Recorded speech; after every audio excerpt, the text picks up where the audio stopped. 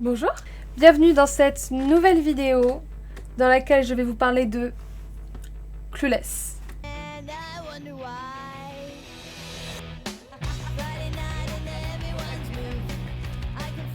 Le 1er octobre sur Netflix sort Clueless, un film de 1996 réalisé par Amy Heckerling. Dans le casting, on peut retrouver Alicia Silverstone, Paul Rudd, la regrettée Brittany Murphy, Stacey Dash et Donald Faison. Le film est inspiré très librement du livre Emma de Jane Austen. Donc pour cette occasion, j'étais dans l'obligation de vous parler de ce film que je trouve cultissime.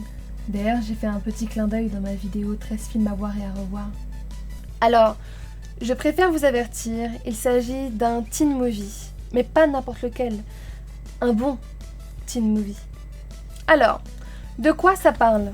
Quartier huppé de Beverly Hills, on y suit Cher, adolescente égocentrique et superficielle, une adolescente typique, mais gentille, belle et populaire. Elle n'a que des problèmes aussi superficiels qu'elle-même. Un jour, son demi-frère par alliance, Josh, c'est très important, par alliance, interprété par Paul Rudd, se moque de sa superficialité, ce qui lui fait se remettre en question et essayer de lui prouver qu'il a tort, en rassemblant les cœurs et essayant d'améliorer la nouvelle au style banal, en essayant de faire ressortir une meilleure version d'elle-même, en la rendant populaire, quitte à la rendre détestable.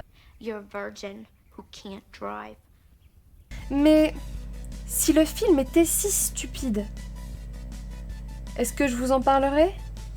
On y voit une suite de clichés totalement détournés.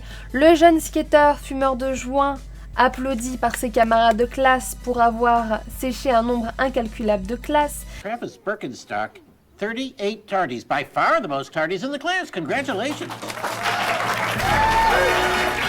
Et on insiste aussi sur la superficialité des personnages. I do not wear polyester hair, okay? Les discussions entre jeunes manquent de profondeur, mais il s'agit plutôt là d'un point de vue adulte sur les jeunes. D'ailleurs, certains personnages ont totalement conscience que certains adolescents se conduisent de façon totalement puérile et stupide.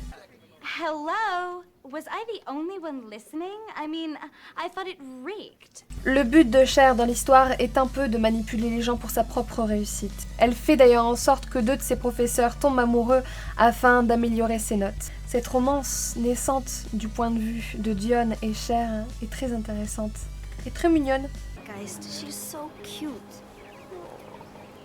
All people can be so sweet. On pourrait clairement détester le personnage de Cher, mais on se rend vite compte qu'elle joue un personnage, car dès qu'elle se trouve en compagnie de Josh ou dans un cadre beaucoup plus restreint, on se rend compte que ses propos sont cohérents et intelligents. Elle manipule totalement l'image qu'elle fait paraître d'elle. Cher est intelligente, elle s'adapte aux personnes avec qui elle traîne. Elle cite Twin Peaks. Oh, I'm having a Twin Peaks experience. Elle connaît Hamlet grâce à Mel Gibson, mais ça marche. Elle fait une référence à Forrest Gump et elle sort une punchline grâce à Monet. Yeah, she's a full-on Monet. What's a Monet? It's like the painting, see? From far away it's okay, but up close it's a big old mess. Beaucoup de choses sont totalement détournées dans ce film. Certains personnages enfoncent le clou dans les clichés. Il faut qu'un couple soit formé d'une personne populaire et d'une autre personne populaire. Même s'ils ne s'aiment pas.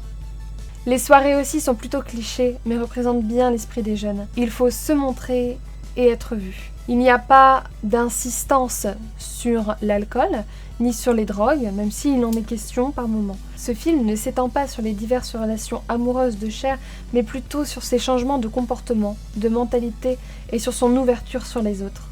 Même si les petites romances sont au cœur de l'intrigue. La réalisatrice cache quelques références par-ci, par-là dans le film. Petit coup de cœur pour la référence visuelle à 2001, l'Odyssée de l'espace.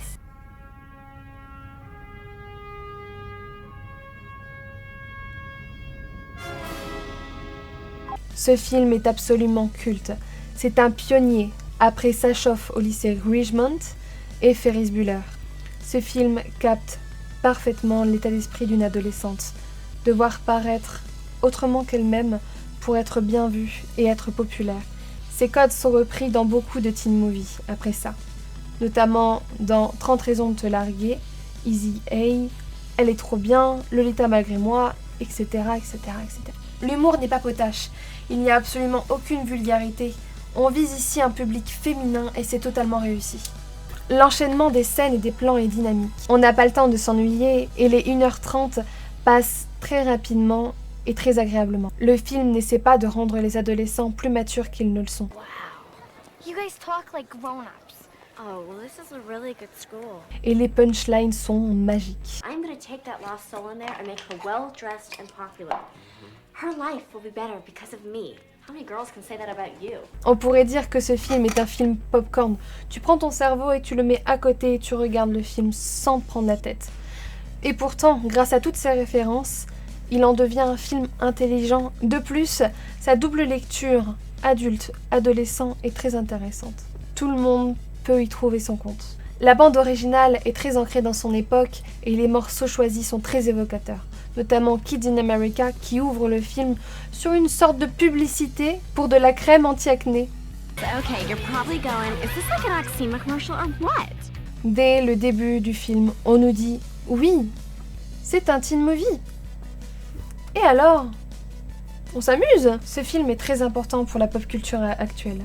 Il nous montre les années 90 sans fioriture, sans en faire trop. Il a influencé bon nombre de choses, notamment les styles vestimentaires actuels, et il a eu aussi droit à beaucoup de références dans des films ou dans des clips musicaux.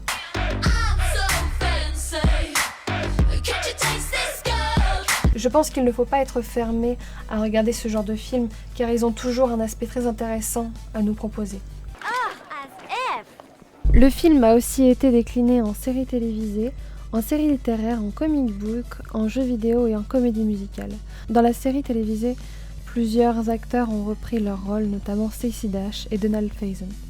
J'aime beaucoup ce film et j'avais envie d'en parler.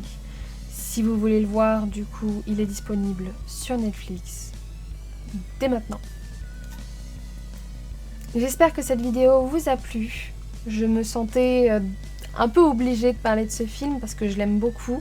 Je l'ai regardé tellement de fois. On se retrouve très vite pour une nouvelle vidéo. Sinon, en attendant, allez checker la description. Il y a mon Twitter, mon Instagram, mon Cat & Watch. Je vous souhaite une bonne journée, une bonne soirée et à bientôt. We're the kids in America, whoa. Everybody live for the music around. Yes, c'est bien ça.